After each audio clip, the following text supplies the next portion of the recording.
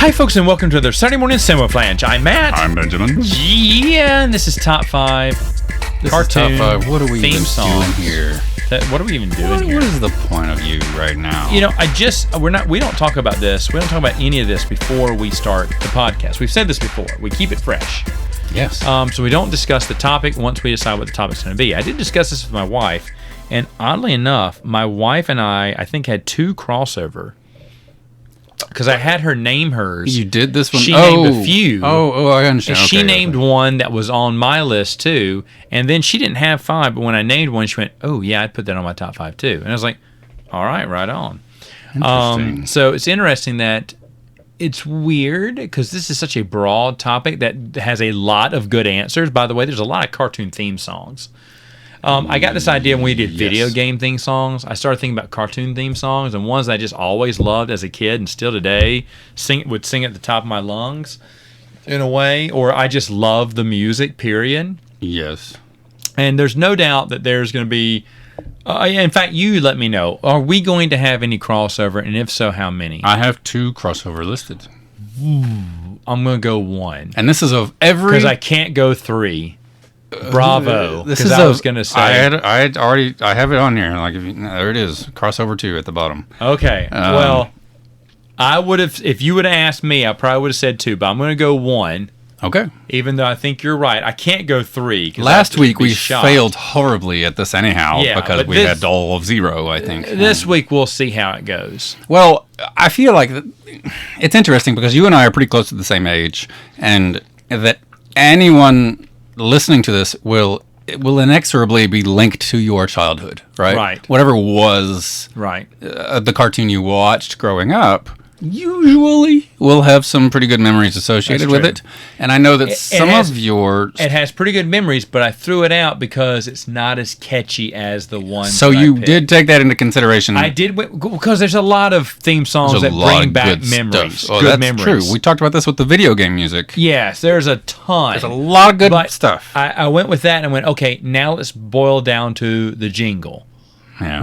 What stuck? What really hit? I'm glad you brought that up.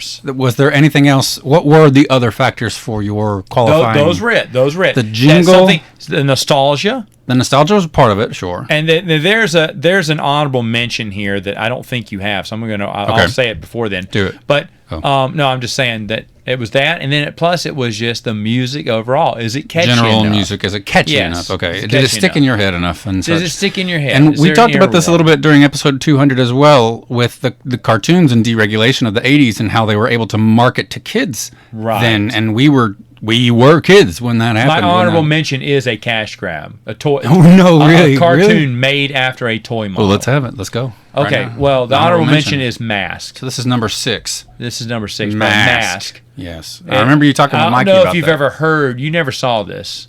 We talked about it during the podcast, but I never watched it. Because I think we said it was regional. Like, you grew up watching it in Mississippi. Yeah, it has that 80s beat, soft rock anthem going for it.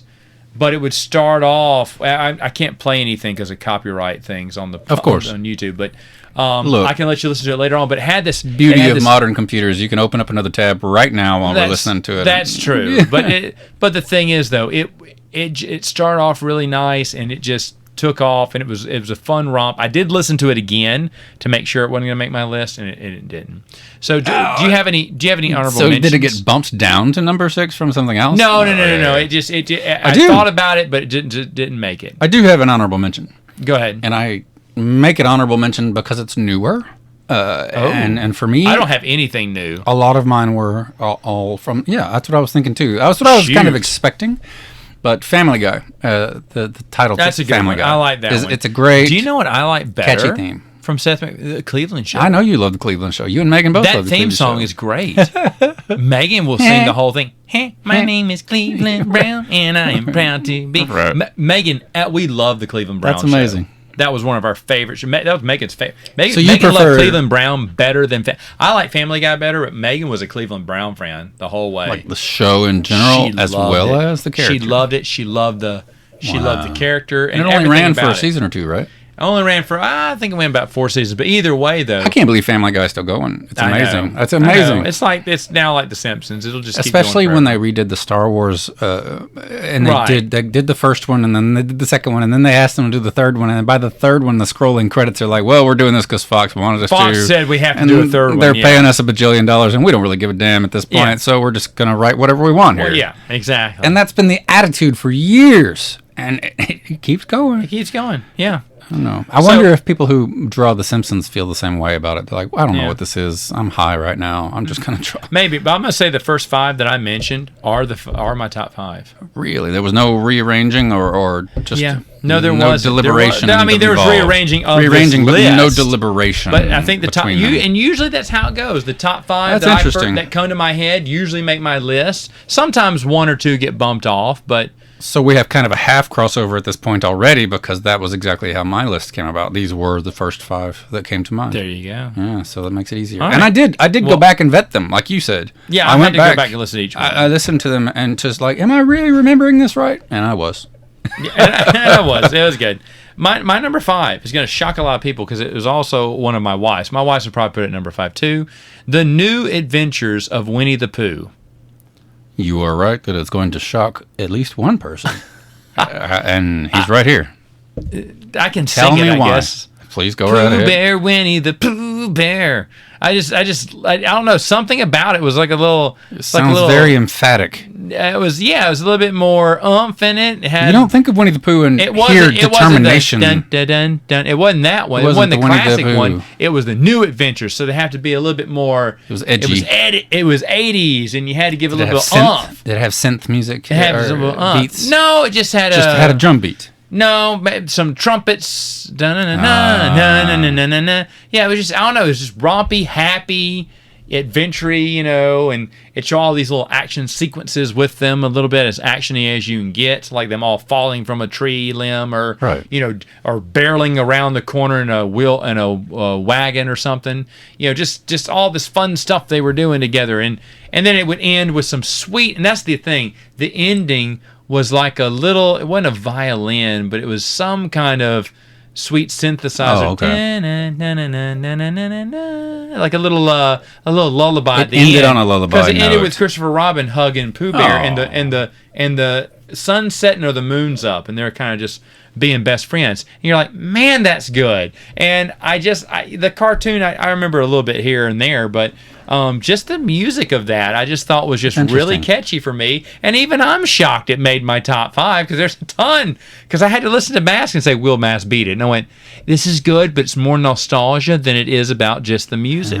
So I had to go with New Adventures. That's really fascinating. And that is something that I thought about while making this list and doing those qualifying criteria like we were talking about a second ago. Right. And it sounds like, because what I'm guessing is that you've got a new Winnie the Pooh adventure, but it's an adventure, right? Yeah. However, I'm guessing that every episode ended with something touching and heartwarming. And maybe. Like I said, I don't remember. Feel-goody. I can't imagine like a to-be-continued cliffhanger. But see, Part 2, will Pooh survive the wrath of Khan? I'll be honest, though. Another one is the visuals that you got from these cartoons. They probably did sneak in there. They probably sneak into why they impacted me for this top 5. Interesting. Because the visuals make it. So the visuals in my list, I will tell you, did not factor at all. Okay. I wasn't consciously thinking of them, but they could have. Sure, that makes sense. Well, I guess what I was going to say is that I loved and what factored in for me is if the theme song conveyed a sense of what the cartoon was in actuality. Gotcha. And so that sounds like something that it fits perfectly. And I think that may be a part of the reason that you would rank it that highly is because it fit the show. So what's your number 5? What is my number 5? What is number 5? My number 5 is the X-Men cartoon. You know what? I want to put down that's an honorable mention. I thought about it. It came close. The thing I love about that is that bell. That daggum. I just love that. Yeah. And it do it in the middle of it. It's invigorating. Like, I agree with you, but I think that the reason I liked the X-Men was because it's got the da-da-da-da-da-da-da. It's very fast paced, and you know what you're getting into. Right. And then it cuts to each individual X-Men, as so it is visual. That's a good point. It wasn't necessarily the drawing. It's just the way that it's not conscious, but I think we had visuals in there. Right. It's just the way that it cuts to each one, and they each have their little second. I agree with you. It's really good. They have their second to shine. Right. I agree with you. I think we had subconsciously we were thinking about vision. I know. I just thought about this when I just talked about we mine. were the experiment for youth at the time. Like, how can we get these kids addicted to crack? Okay, we did that already. Now, how can we get them addicted to these cartoon toys? I want to say the '90s X-Men cartoon. Spawned tons of X-Men. Fans. I totally agree. That was their first exposure to it, and they loved it ever since. I totally agree, and it still can bring in people because of that. I think it's still banking on how successful there are characters that aren't explored at all in the comic books anymore, like Jubilee, Gambit. Oh man, I know. Those are household names to Love a ton Jubilee of people and Gambit. Yes. How are they not? Gambit's my favorite X-Men. How are they not? More fleshed out in film and everything else. Yeah. So. Whatever. That's a good one. My number 5. It just had that spy adventure feel, and you always got revved up for it, and it was great. Yes. If we did a top 10, that may be somewhere in there. It's a cool story. Speaking of, my number 4 is superhero-esque as well. Is it Super Friends? Batman the Animated Series. This is a musical score here, but the da na na na. I can't think of what it sounds like right now. Yeah, it was really I can hear well the Danny done. Elfman movie. It's a little bit riff of Danny Elfman, and it just was great. I absolutely love that score. The lightning would flash at the end. You see Batman on the building, and you're like, that's not what I watched regularly. Yeah. Like, I wished I could. I wish it would have been available. It still holds up today. It's such a solid cartoon. But that musical score just was I loved it. Felt like I was watching a movie. That's a lot cool. of the time. It felt really good. I can't really think of anything else like that. I would use that. I feel like I was watching a movie. Well, just because the score, just sounds so good. Well, that's also something you said earlier, that these were jingles, and that one has qualified to score. This is a musical score, an orchestration. But I know it. I know it by heart. I mean, I sung it all the time. This is another one that I had to test against other theme songs, but I was like, no, that theme song for Batman the Animated Series is just awesome. Awesome. Rocks my world. That's really cool. What's number 4? Teenage Mutant Ninja Turtles, just because it was repetitive and great, and it sounded like you were eating pizza, and just hanging out. Not hanging out in the sewer, I suppose. I've never done that before, but with a big rat. Yeah. But I think that Teenage Mutant Ninja Turtles, part of it is the nostalgia and how much it took the world by storm at that age, and how it was just everywhere. It starts off with a guitar riff, right? Teenage Mutant Ninja. Yes, it has a build-up. A little build-up with the one guitar. Right. Yeah. And that is a big part of it, too. And it just the song lyrics explain each turtle, give them a little bit of a description of what they Donatello's, Leonardo. Dumb Machines is Donatello. Raphael is cool but rude. Michelangelo is a party dude. Yeah. But I mean, in real life, Donatello does machines. It is in real life. It is probably not a good idea to pigeonhole people and label them into XYZ categories. That's not the best way, because we are all a tangled microcosm or tangled mess of nonsense, good and bad. Right.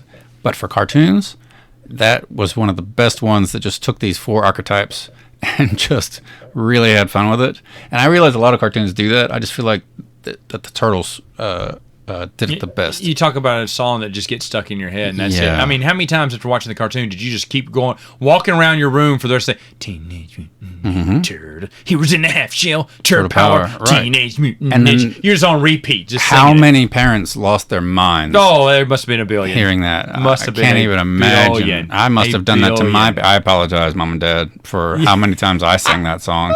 Just probably under my breath, playing with my Tinker Toys, something else, but just humming it without even thinking. That's why it made the top 5, just because I know that I sing it so often and it just fits so well.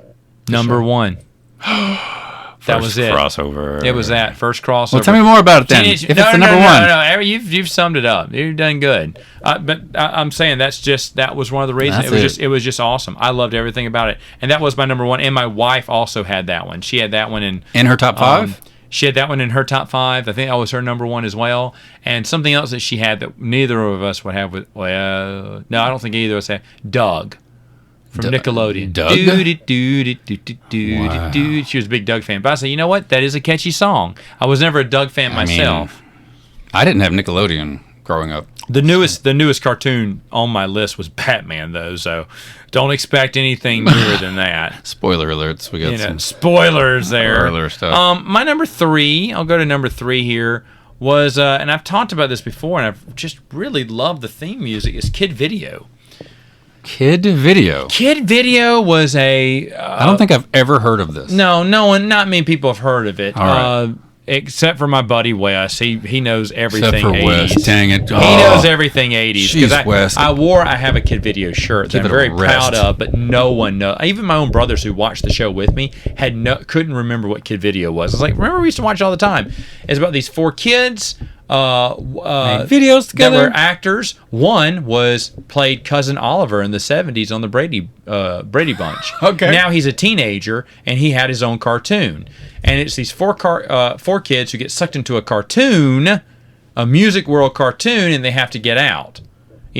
But at the end of every episode, the real kids would perform a music video because MTV was cool back then in the 80s. Oh my gosh. So you combine cartoon with music videos. Oh, and they'd sing some of their songs while they're running from the bad guy or something. They'd have a musical montage every episode. Smart concept. Didn't last but 2 seasons, but still a pretty smart concept there. And I used to love them. And they have a couple of songs that You Better Run and just their theme song that I really just loved. And actually, who is the guy's name from Kid Video? From Cousin Oliver. Doggone it, I can't remember the actor's name. He still plays music, and on his own channel, he covered Kid Video, the theme to it. And I listened to that. What a cool surprise that must have been for you. Like, what? Yeah.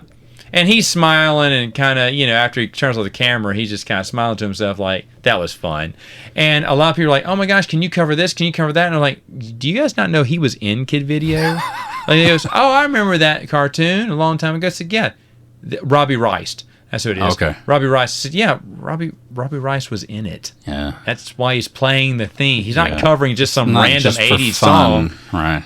But he had a little mischievous grin like, that was, he enjoyed doing that. Would have been like Jake Lloyd making a Star Wars joke at this point. Yeah, exactly. Yeah, I was in it. It was terrible. It was fine. Yeah, from his prison cell. But anyway, so what's your number 3? Oh, well, I mean, it sounded like if you get sucked into the TV like that, it was almost like Captain N, the Game Master. Do you remember that cartoon about the Nintendo? Yeah. I'd rather be sucked into a video game than... That's what I was going to say. They were sucked into a music video. Did they have to play their way out? They had a pretty hot girl in there who played... And supposedly they played all their own... Supposedly they played their own instruments. Was it Cindy Crawford drinking a Pepsi, though? No, nothing. So it didn't matter. Shut your mouth. Nothing is Cindy Crawford drinking a Pepsi. Doesn't matter. That Pepsi is so hot right now. Well, they said that Pepsi looks so good right now. It's great. My number 3 is Darkwing Duck. Do you remember Darkwing Duck? Of course I remember Darkwing Duck. Let me tell you why it's number 3. This is one that I went back and listened to because I knew that I liked it, and it immediately came to mind, like I said. Yeah. But I thought to myself, were they playing a bass guitar? And were they slapping the bass? Oh, slapping the bass. And they were. It's like through the entire song, and I play the bass guitar, and I love the bass, and I couldn't believe it. Maybe that's why. Maybe that's why I love the bass so much, and I play it now because I grew up listening to Darkwing Duck. It's so good.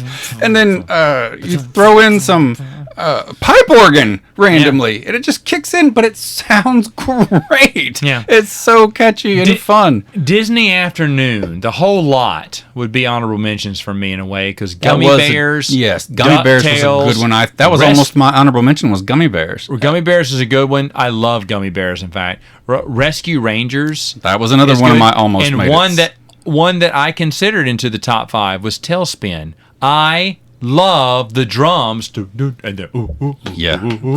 I loved that theme song. It's so good. I think and you know the cartoon still holds up. It does. It's fantastic. I've seen every single one of them twice at least. When Disney Plus came to us, I wanted to watch all the Disney Afternoon cartoons. Now, I did not watch Gummy Bears, okay, but I did watch DuckTales. Holds up. It's a pretty and they've rebooted cartoon. it too. They're doing it now. Yeah.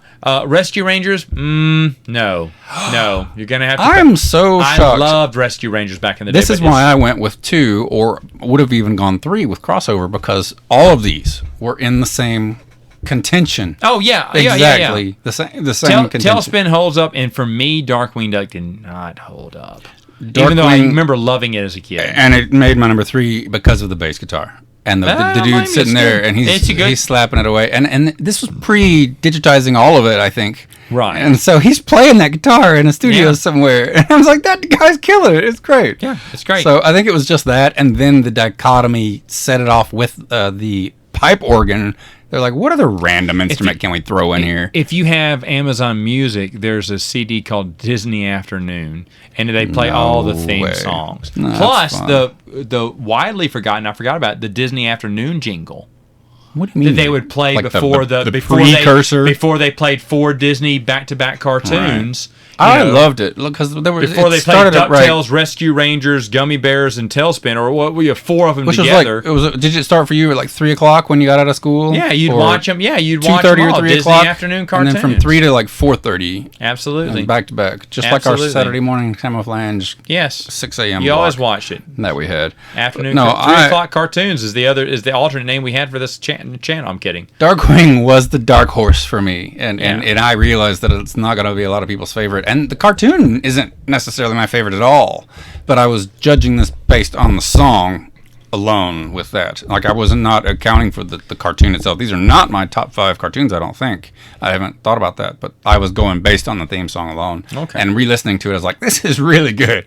And that was the reason it jumped in there. It totally belongs in there. Mm-hmm. My number 2, which shows that we will not have 2 crossover, because I thought Batman may be your other crossover. No. I should have known X-Men would have been in there.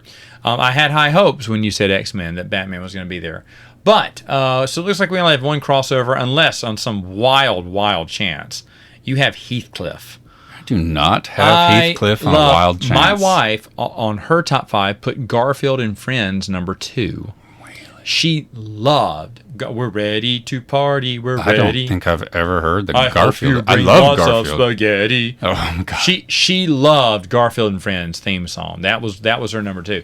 My number 2 is Heathcliff. Heathcliff was kind of the poor man's Garfield. Garfield had things going on. Yeah. Heathcliff had a small cartoon, didn't last as long, wasn't as popular. He was also a comic strip cat, I believe, back in the day. And it's funny because I thought that Heathcliff and Garfield were somehow connected in some way, like they were distant cousins or whatnot. I feel like that too. They must have, though. They weren't, but Heathcliff was spinning off of each other is what I'm trying to say. And Heathcliff wasn't as popular as Garfield was, but Heathcliff had his own cartoon, and that theme song was killing. Jumping. It was killing. I'm going to have to listen to this when we air the Well, there's a free streaming out called Tubi that I got a long time ago that had all the Heathcliff episodes. So this is not a Saturday or not a afternoon lineup from Disney. No. Okay. And I remember when I saw that, I played it. I just wanted to hear the theme song again.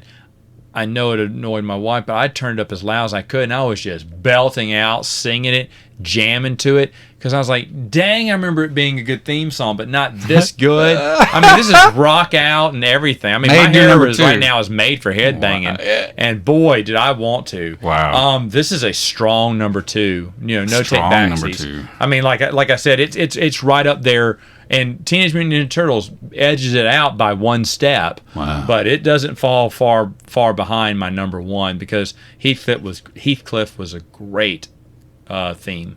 What is it that you think about TMNT that edges it out? Like just the repetitive? Just like we said. I mean, it was just it ingrained. It's ingrained with you. It catches a little bit more because you're singing it. I mean, you're singing it on your own on loop. Yeah. Just that Teenage Mutant Ninja Turtles here to have show your power. Teenage Mutant Ninja Turtles. I remember doing that in my room.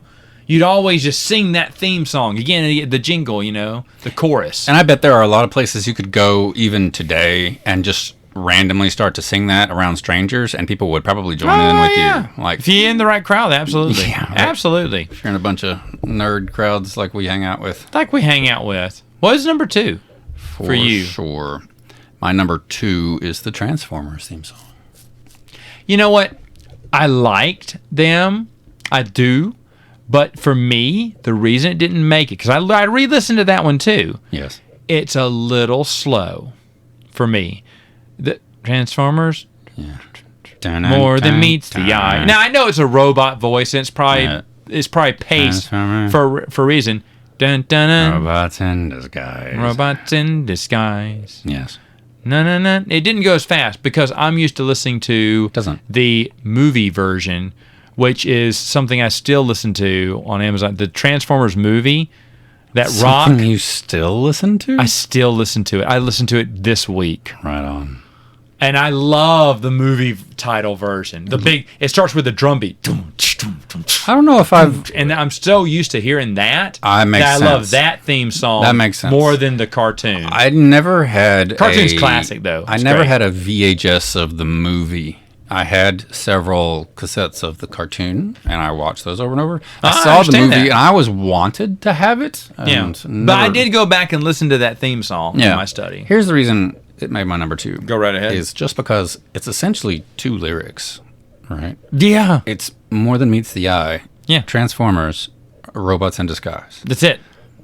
That is so brilliant because it's a toy. It's a marketing toy tie-in. What is this product? It's a robot in disguise that transforms into something else. What does it do? Well, it's more than meets the eye. So you think about a guy in a production meeting pitching this to Hasbro or somebody. Smart. And they're like grilling this guy. How are we going to make money? And he's like, it's in disguise. So like. That's it. That is it. So it was just the pure simplicity. When Darkwing Duck made it for wild pipe organs and bass guitars and slap at a bass, Transformers makes it for the exact opposite reason. Just because it's so simple and it did its job so well, and I will never forget it. And it sold a bajillion toys. Still does. Yes. Made $1 billion on a bajillion movies. And rightfully so. Michael Bay is still doing his thing in slow motion helicopters and he should have just stopped at the first one. Well, Michael Bay's a workaholic from what I hear, and so he's just got to do it. He also ruins franchises too, like that. I don't know if it's honest, he just takes the job. Oddly enough, I like the second Teenage Mutant Ninja Turtle movie better than the first one. You do I like not. The first one. I didn't like the first one as much, and the second one I admitted was better. Because we saw the first one in the movie theater. I didn't like it 2 years ago for flashback movie cinema time. No. I'm talking about Michael Bay's. Oh, you're talking about Transformers. Oh! Teenage Mutant Ninja Turtles. The Michael Bay Turtles. We're talking about the Michael Bay Turtles. I didn't watch that crap. Oh, no, you shouldn't. You shouldn't. It's terrible, but the second one is better. It stays a little bit more true to the old cartoon. The second one is a little bit less of a festering turd, but it's still pretty bad. No, I agree. Okay. Well, I don't know. I'm just paraphrasing what I heard just now. No. Oh, I'm sorry. You didn't see it. I mean, no. It's better than the first one, but of course that's not saying much. But there is also moments that made me laugh. Sure. When they think they're about to die. I can't remember. Someone confesses something silly to one of his brothers. That he ate the last slice of pizza or something, and that made it feel like the old school. I like that movie Turtles, and it did. I mean, there was a few callbacks to the old cartoon and stuff like that, and I was like, I hope so. I appreciate this. This is a little bit better. I mean, I didn't think it was a complete waste because I didn't want to see it at all, and I think Megan wanted to see it, and we did, and I was like, okay, that wasn't as bad as the first one. The first one was awful.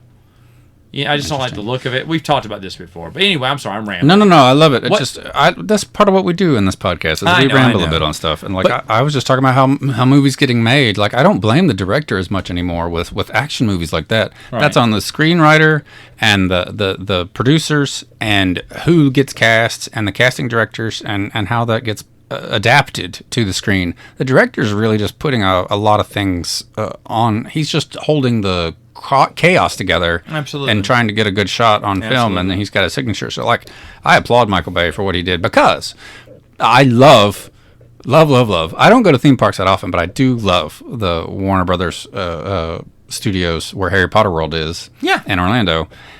And one of the only other things that I will take time to go see aside from the Harry Potter world is the Transformers stuff, because those actors come out in the giant 15-foot robot outfits, because in the Michael Bay version they're much bigger. I mean, they're not much bigger actually, because in the cartoon, now that I think about it, they're like Optimus Prime is like 50 feet tall and from a full-grown man. But they made it so that the actors can come out and they have different times of the day where they do Optimus, and then Bumblebee comes out, and then Megatron comes out, and they have a few others that do different things.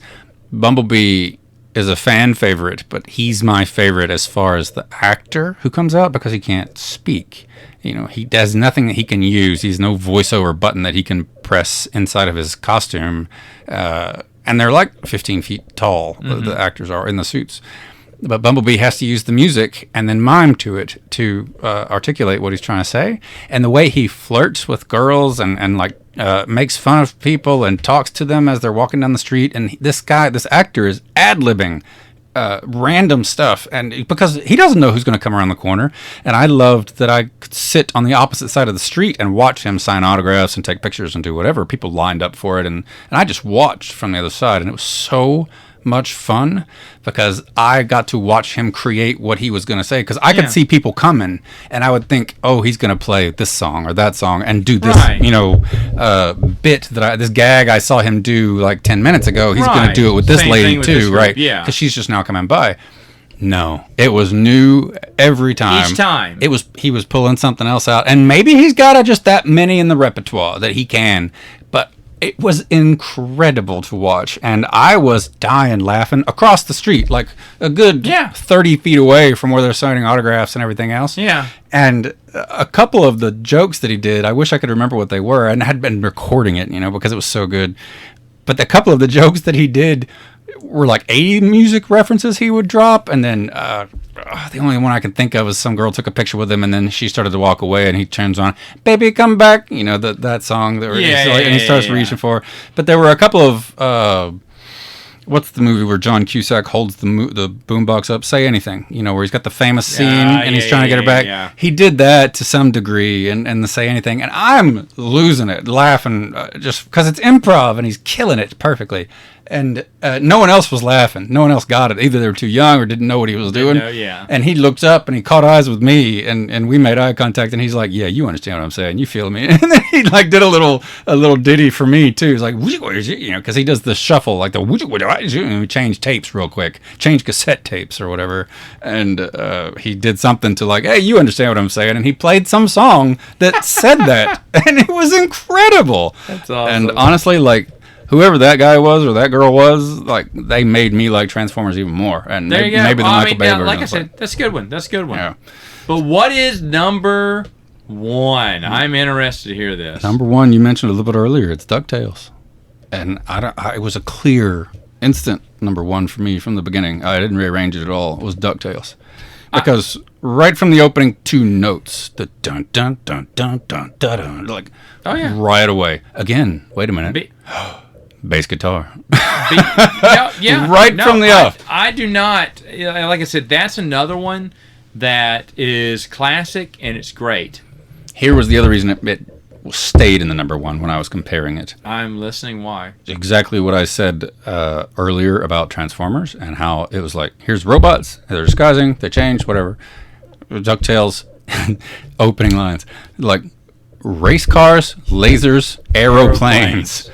Sold. I'm in. It's a duck blur. It's duck blur. I don't know what a duck blur is. Who cares? It rhymes. It rhymed with it. And with Duckburg. Life is like a hurricane. You know, they wrote that. Rock Me Like a Hurricane. They wrote Duckburg more like it. They wrote, I guarantee you that the songwriter had to have written race cars, lasers, aeroplanes first. And they're like, what rhymes with aeroplanes?